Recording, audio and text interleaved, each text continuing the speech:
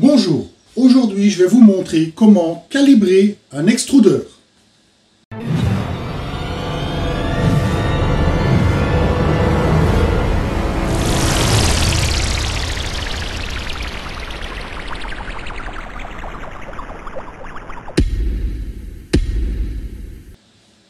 Nous voici donc devant notre formidable machine Lender 3 et je vais vous expliquer comment bien calibrer l'extrudeur.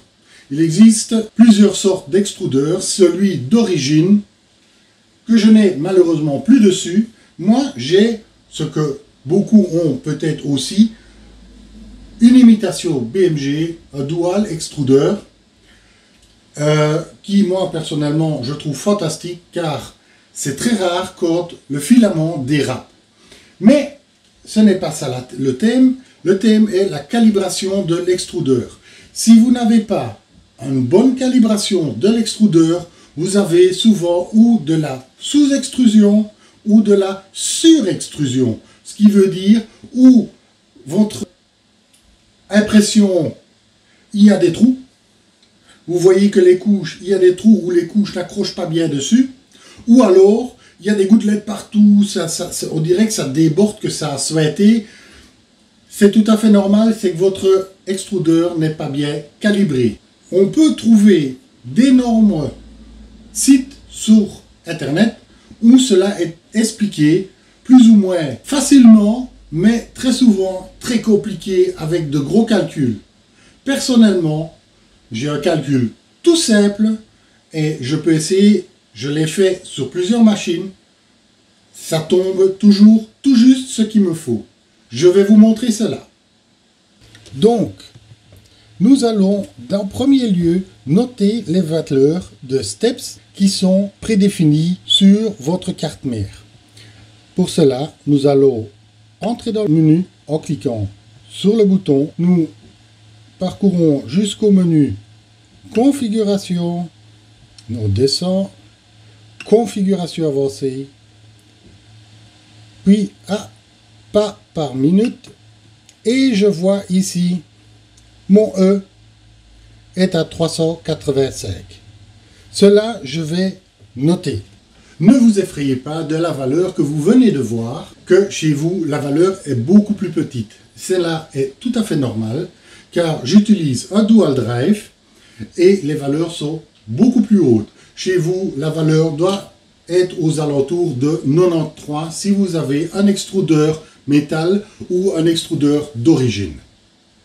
Nous allons voir maintenant comment procéder pour pouvoir mesurer et calculer les steps sur la machine. Nous voici donc devant notre machine. Pour cela, nous avons besoin d'un marqueur, un pied à coulisse et de préférence, vous utilisez un fil clair, un filament clair, comme moi ici, du blanc par exemple, car ici, moi je suis en direct drive. Chez vous, ça se trouve certainement ici derrière. C'est pas grave, le principe est le même. Moi, je vais seulement faire à partir d'ici les mesures. Donc, ce que vous faites en premier lieu, sur votre pied à coulisse, vous réglez jusqu'à ce que votre pied à coulisse indique 100 mm. 100 mm. Nous voilà à 100 mm. Et je vais faire un trait sur mon fil. Moi, je vais prendre cette partie, ce bout-ci, comme référence. Donc, à 100 mm d'ici, je vais faire un trait sur mon fil. Hop, 100 mm, je fais un trait sur mon fil. Et voilà. Maintenant, nous allons démarrer l'impression que vous avez mis sur votre carte micro SD et voir ce qui va se passer.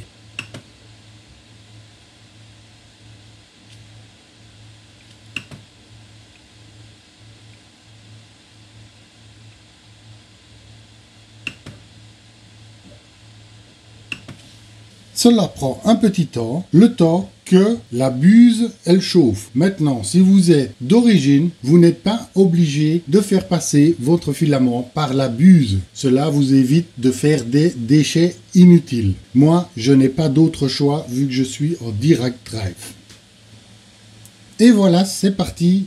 Nous voyons que notre petit point est en train de descendre et vous voyez la ligne ici qui descend tout doucement et nous allons voir jusqu'où ce qu'elle va aller. Regardons cela d'un peu plus près.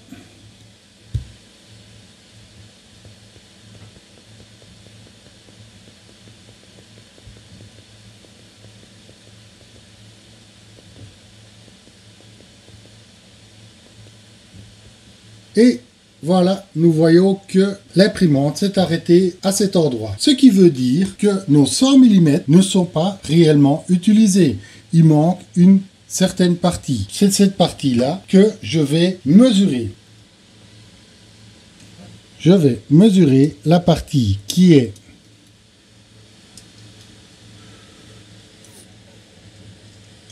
en dehors.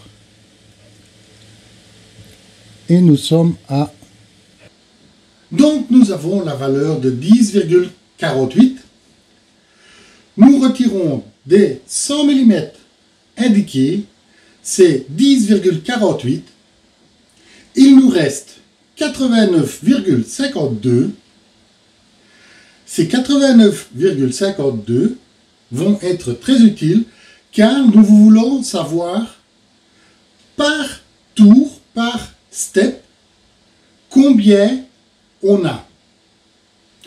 Donc nous faisons les 385 indiqués dans la machine divisé par 89,52, ce qui nous donne 4,30071 et plus loin on n'a pas besoin de garder, et cette valeur nous multiplions par, puisque c'est la valeur unitaire pour un tour.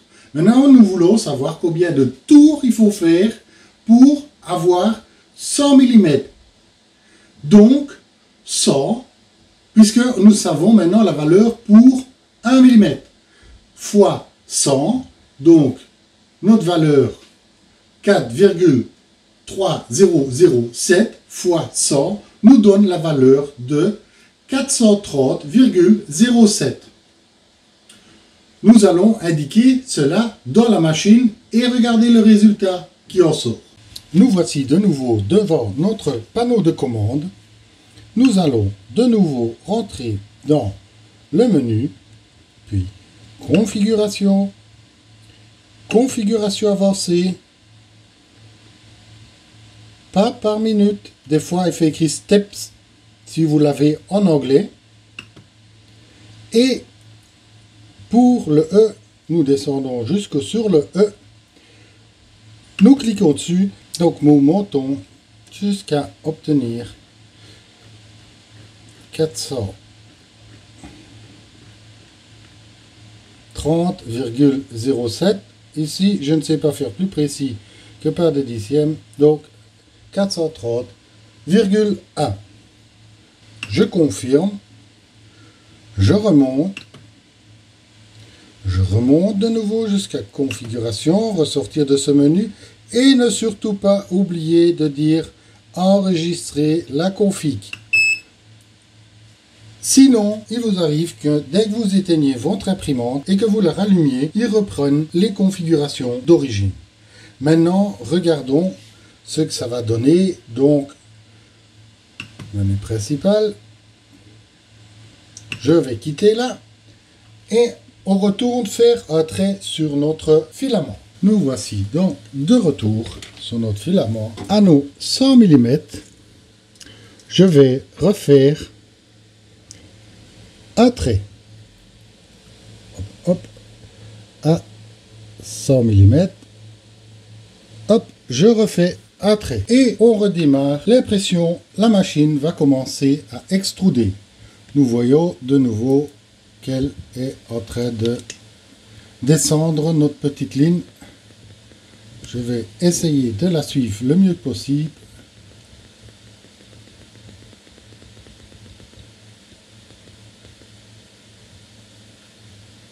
Notre ligne, elle descend et nous allons voir jusqu'où va-t-elle descendre.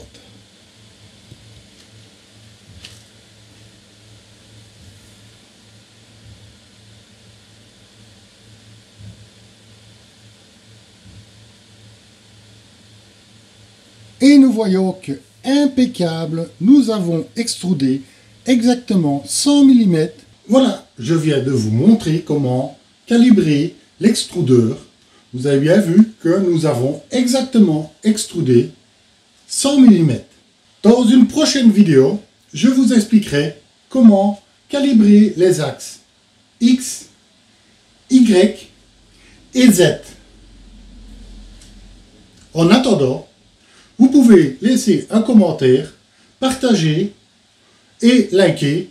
Et n'oubliez pas, abonnez-vous à la chaîne. Sur ce, à la prochaine!